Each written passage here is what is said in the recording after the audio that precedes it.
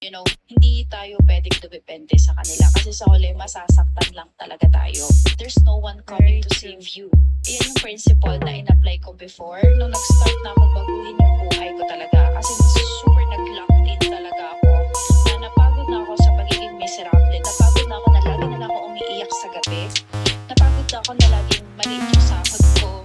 Napagod na akong gawin yung life, yung puro negativity. So simula na naging advocate ako ng personal development, ng law of attraction, law of assumption, like 6 years ago. Ang tagal na kasi 2026 na ngayon.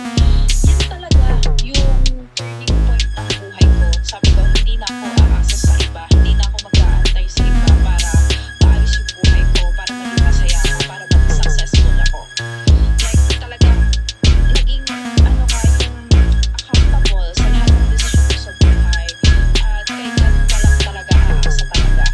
As in, sa sobrang ng mga pangyayari sa buhay mo, doon mo marirealize na sigat lang yun nandyan para sa'yo.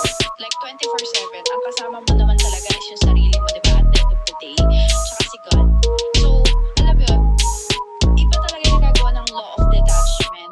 Especially when it comes na it's time for you para mag-elevate.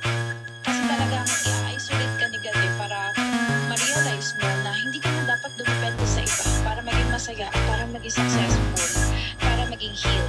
Yung para ma-heal, yung yung pagkatao mo sa past mo and everything. Sa kanya lang talaga tsaka sa sarili mo Diba? So, sa mga nakikinig ngayon, this is a confirmation for you na huwag ka nang mag-antay. Kung kinakailangan ikaw lang mag-isa sa ngayon, ikaw lang mag-isa. And that is okay. Hindi ka naman nag-iisa talaga technically. Kasama mo si God, si Lord, si Jesus Christ, si universe, walang tago sa Kanya. Yan lang din yung ginawa ko before. So kung hindi ko yan in-apply sa life ko, yung manifestation ko, hindi siya mag-conspire sa reality. Hindi ko ma-experience yung buhay na meron ako ngayon. Kundi dahil dyan. So anyway, I hope nakatulong tong video na to at kayang-kaya mo yan, naniniwala ko sa'yo. Alam nyo guys, wala nang na-realize ko before that there's no one coming to save us.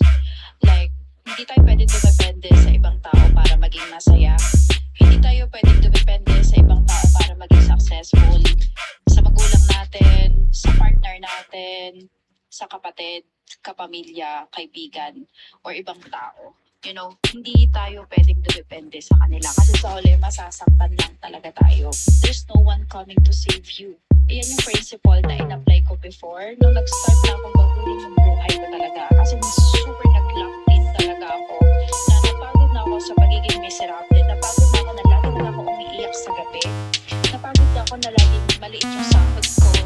Napagod na akong gawin yung life, yung puro negativity. So, simula na naging advocate ako ng personal development, ng law of attraction, law of assumption, like 6 years ago. Ang tagal na kasi 2026 na ngayon. Yan talaga yung turning point ng buhay ko. Sabi ko, hindi na ako aasa sa iba. Hindi na ako mag-aantay sa iba para maayos yung buhay ko, para maging masaya ako, para mag-heal.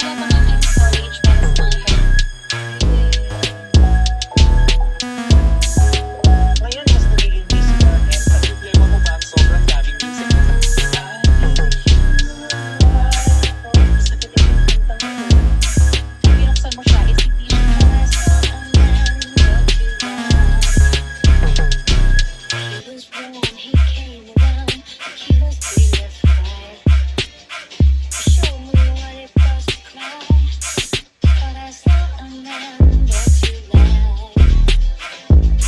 He was wrong, he came around, and he was doing it right. Guys, dun sa mga nagsasabi na maputi na ako before since birth, or nakuha ko lang sa jeans ko yung ganito kakinis at kaputi kong balat, nagkakamali kayo dyan kasi meron ako mga pictures nung bata ako.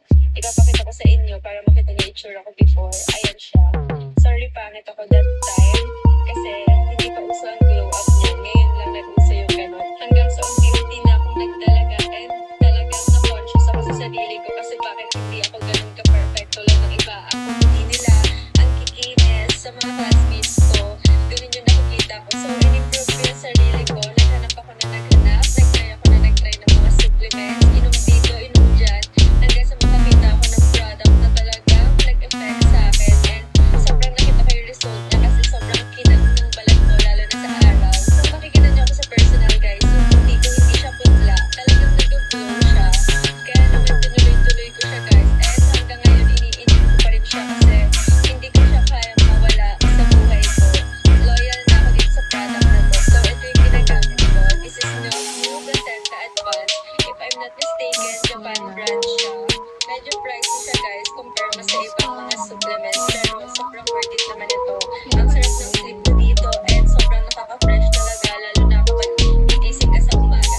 Guys, dun sa mga nagsasabi na maputi na ako before since birth or nakuha ko lang sa jeans ko yung ganito kakinis at kaputi kong balat, nagkakamali kayo dyan kasi meron ako mga pictures nung bata ako. Ipapakita ko sa inyo para makita niyo yung itsura ko before. Ayan siya. Sorry, pangit ako that time kasi hindi pa uso ang glow up niya. Ngayon lang nag-uso yung ganun. Hanggang sa unti-unti na akong nagdalaga and talagang na-conscious ako sa sarili ko kasi bakit hindi ako ganun ka-perfecto lang ng iba. Ang puputi nila, ang kikinis sa mga classmates ko. Ganun yung nakikita ko. So, in-improve ko yung sarili ko. Naghanap ako na naghanap. Nag-try ako na nag-try ng mga supplements. Inom dito, inom dyan. Hanggang sa makakita ako ng product na talagang nag-effect sa akin. And sobrang nakita ko yung result niya kasi sobrang kinang ng balat ko lalo na sa araw. Kung makikita niyo ako sa personal guys, yung puti ko hindi siya putla. Talagang nag-glow siya. Kaya naman tinuloy-tuloy ko siya guys. And hanggang ngayon iniinom ko pa rin siya kasi hindi ko siya kayang mawala sa buhay ko. Loyal na ako dito sa product na to. So ito yung ginagamit ko. This is new Placenta Advance. If I'm not mistaken, Japan brand siya. Medyo pricey siya guys compare mo sa ibang mga supplements pero sobrang worth it naman ito. Ang sarap ng sleep mo dito and sobrang nakaka-fresh talaga lalo na kapag gigising ka sa umaga. Guys, dun sa mga nagsasabi na maputi na ako before since birth or nakuha ko lang sa jeans ko yung ganito kakinis at kaputi kong balat, nagkakamali kayo dyan kasi meron ako mga pictures nung bata ako. Ipapakita ko sa inyo para makita. Ikaw na lang ang katabi. Pwede tayong magpagkakabayan. Ikaw na lang ang katabi.